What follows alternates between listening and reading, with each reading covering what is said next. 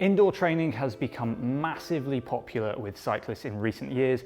Riding indoors in the current climate has been seen as a safe way to exercise, but before that, time crunch cyclists were seeing it as a great way to pack in great quality training into a short space of time.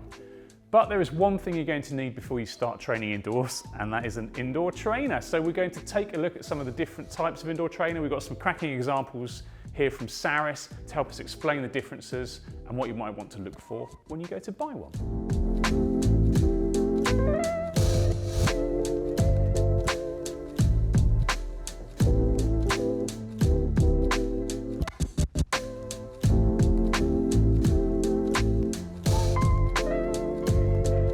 Now, indoor trainers can be split into a number of categories, but the biggest split and the easiest to identify is the wheel-on versus the wheel-off trainer.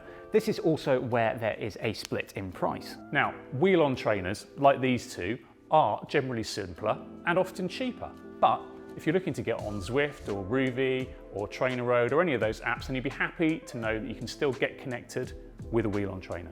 For the majority of general cyclists, these wheel-on trainers offer plenty of power, allowing you to smash the pedals. Yeah, I mean, most wheel-on trainers, the modern ones like these, have come a long way from, the budget trainers of old. And the newer models have great road feel, which is a massive help to making the experience enjoyable. Now, that being said, these trainers can suffer from power fade when the tyre heats up, and that heat isn't exactly the kindest to delicate road tyres. If you're going to be spending a good amount of time on your trainer, a specific tyre is a good idea. Yeah, but the best thing about wheel-on trainers is that you can just bolt your bike onto the trainer and get on with your session. The lower price also means they're more accessible to recreational riders as well. A direct drive or wheel-off trainer is a step up in certain performance aspects, but the most noticeable difference is that these trainers are quite a bit quieter than their wheel-on counterparts. We'll take a deeper look at noise level later, but if you're looking for a quiet ride, a direct drive trainer is the one you want. Direct drive trainers also, in most cases, deliver a more realistic road feel. I mean, this is because they feature larger and heavier flywheels in here that better mimic the feeling of inertia that you get when you're riding outside. This realistic road feel is very important for lots of riders as it helps to make the experience more immersive. Many third-party apps offer virtual climbs, and gradient simulation is a big feature of an indoor trainer. Direct drive units will take this to the extreme, replicating some of the world's steepest climbs.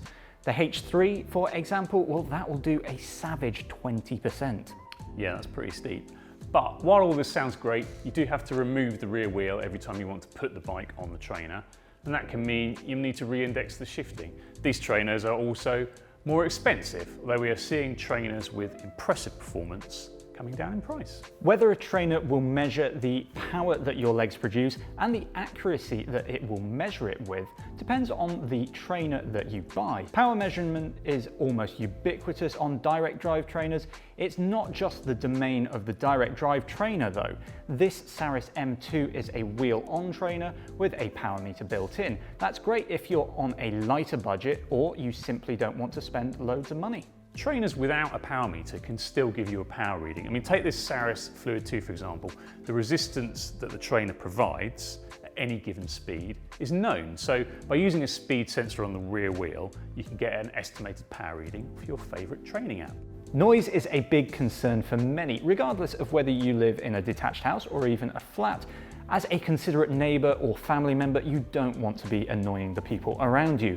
Leave that to your questionable music choice. Now, the common thinking is that wheel-on trainers like this are the noisiest, while the quietest option is the direct drive trainer.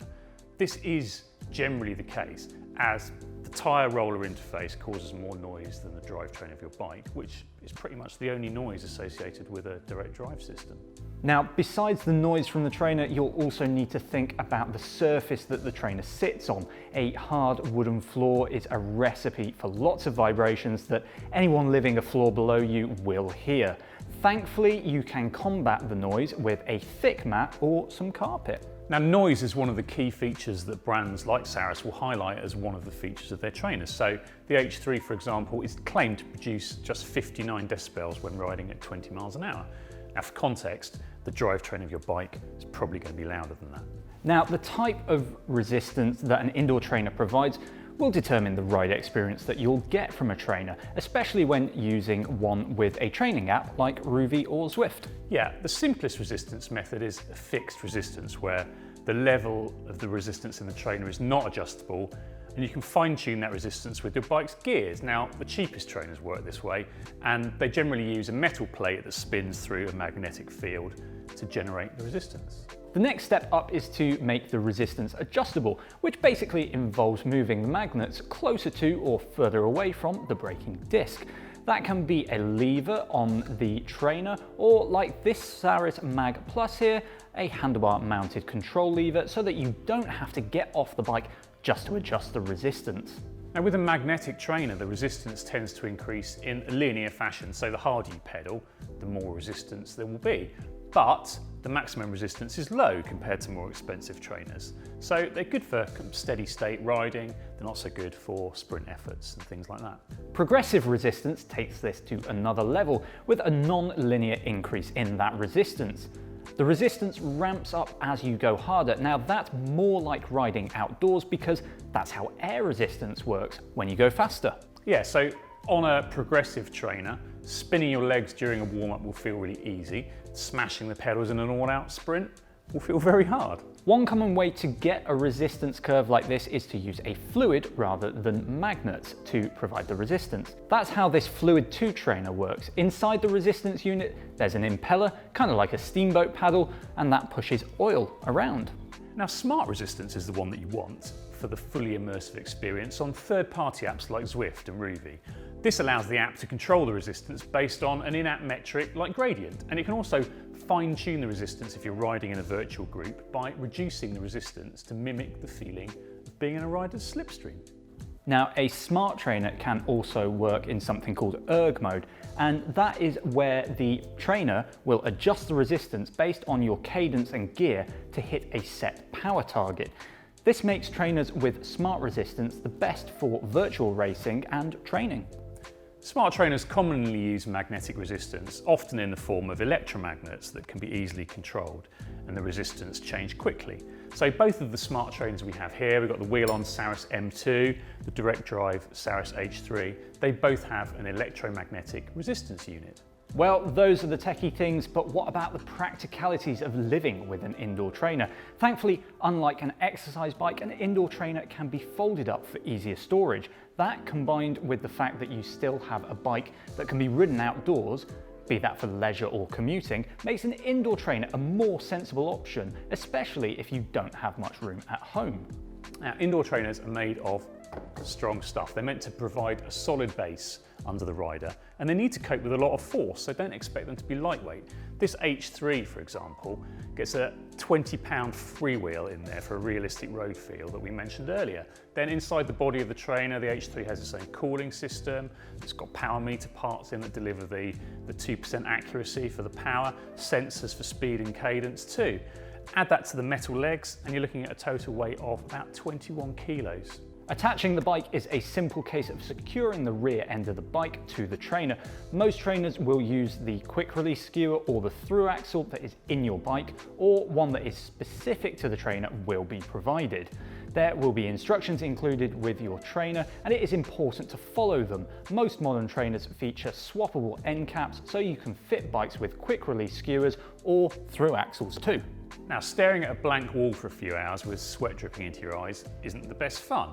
But as we mentioned a little earlier, indoor training can be made a lot more interesting through apps like Rouvy and Zwift.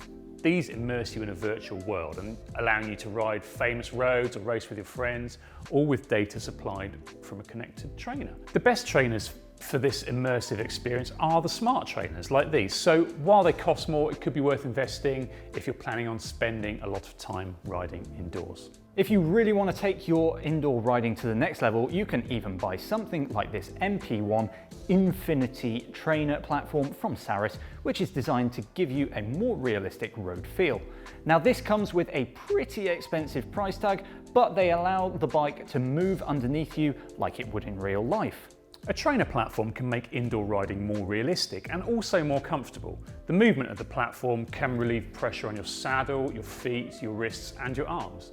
You have to engage your core a bit more too, which makes your workout more immersive, and it helps to exercise more of the muscles you'll need when you're outdoors. There are quite a few options out there for rocker plates that move from side to side, but platforms like the MP1, which also moves a whopping 24 centimeters forward to backwards, are a lot less common. Well, that should give you a good idea of what you're looking for when you go to buy an indoor trainer for your bike. These things really are a cracking way to get fit quickly or pack more quality training into a busy life. Now, if you have any questions about indoor training, then drop them down below and we'll try our best to help. If you found this video helpful, then drop us a like, subscribe to see more like this, and tick the bell icon to get notified when we post a new video. Thanks very much for watching, and we will see you next time.